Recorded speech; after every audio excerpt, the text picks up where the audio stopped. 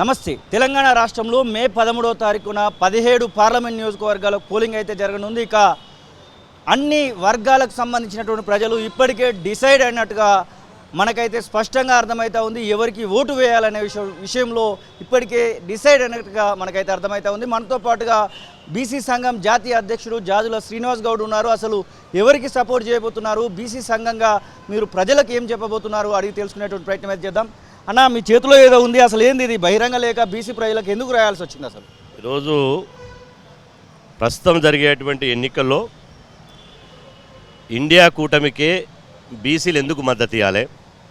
India కూటమి కనుక అధికారంలోకి వస్తే బీసీలకు ఏం మేలు జరుగుతుంది?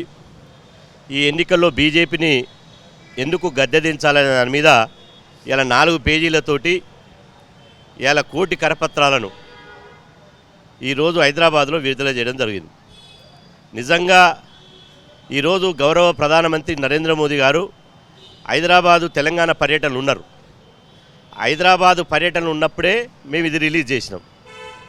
ఎందుకు ఇండియా కూటమికే మద్దతు ఇవ్వాలంటే కుండ బద్దలు కొట్టినట్టు గత 10 ఏళ్లుగా బీజేపీ బీసీలను పట్టించుకోలేదు. బీజేపీ పార్టీ బీసీల ఆకాంక్షలను గౌరవించలేదు. బీజేపీ పార్టీ కనీసం బీసీలను ఒక మనుషులుగా చూడడం లేదు. ఒక్క మాటలో చెప్పాలంటే బీజేపీ జంతువులకు ఇచ్చిన విలువ మనుషులకు ఇస్తలేదు. ఇది ఏదో ఆరోపణ కాదు, ఇది ఒక సాక్ష్యం. మేము కులగణన చేయాలని అడుగుతున్నాం.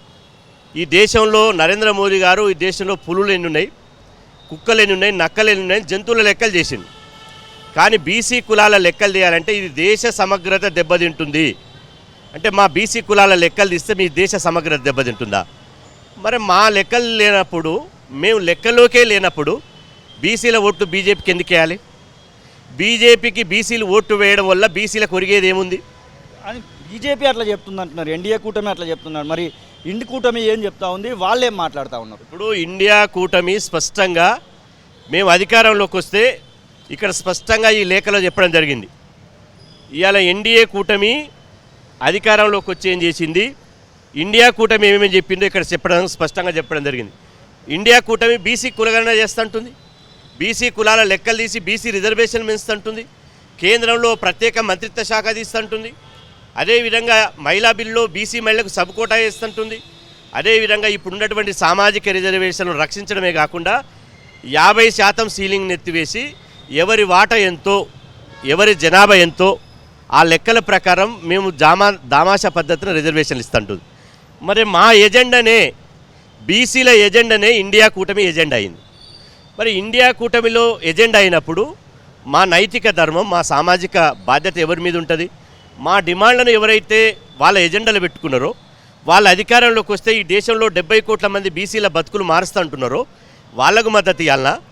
10 సంవత్సరాలు మేము ఏమీ చేయలేదు, ఇంకొక 5 సంవత్సరాలు మేము ఈ మేనిఫెస్టోలో ఏమీ చెయ్యము, కులగణన చేయము, సపరేట్ మినిస్ట్రీ పెట్టము, సబ్ కోటా ఇవ్వము, అదేవిధంగా సామాజిక రిజర్వేషన్లను ఇవాళ రిజర్వేషన్లు పెంచము, అదేవిధంగా రిజర్వేషన్ లక్ష్యాన్ని నీరుగార్చి ఈడబ్ల్యూఎస్ రిజర్వేషన్లు తీసుకొచ్చి సామాజిక రిజర్వేషన్లు పెంచము అని చెప్పి కుండబద్దలు కొట్టినట్టు బీజేపీ చెప్తుంటే, బీజేపీకి బీసీలు ఓటు వేయడం అంటే తమకు తాము ఆత్మహత్య చేసుకున్నట్టే లెక్క.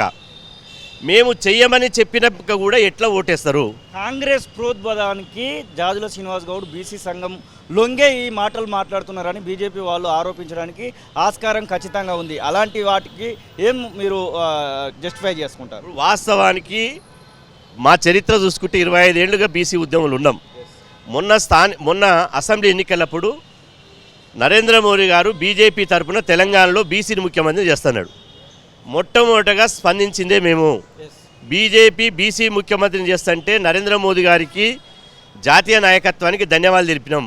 నరేంద్ర మోదీ గారు వచ్చినప్పుడు వేదికను కూడా పంచుకున్నాం. కానీ చిత్తశుద్ధి లేదు అనడానికి ఒక్క ఉదాహరణ ఏంటంటే, బీసీని ముఖ్యమంత్రిని చేస్తని ఒక రెడ్డికి ప్రతిపక్ష నాయకుడు ఇచ్చారు. అంటే చిత్తశుద్ధి ఉందా? ఒక బీసీ రాజాసింగ్ ఉన్నాడు కదా, బీసీ రాజాసింగే సీనియర్ కదా. ఇప్పుడు 9 మంది బీజేపీ ఎమ్మెల్యేల్లో రాజాసింగే సీనియర్ కదా. అంటే బీజేపీకి మాటలకు చేతలకు ఎక్కడ పొంతన లేదు. మేము ఎవరి ప్రలోభాలకు గురిగాము.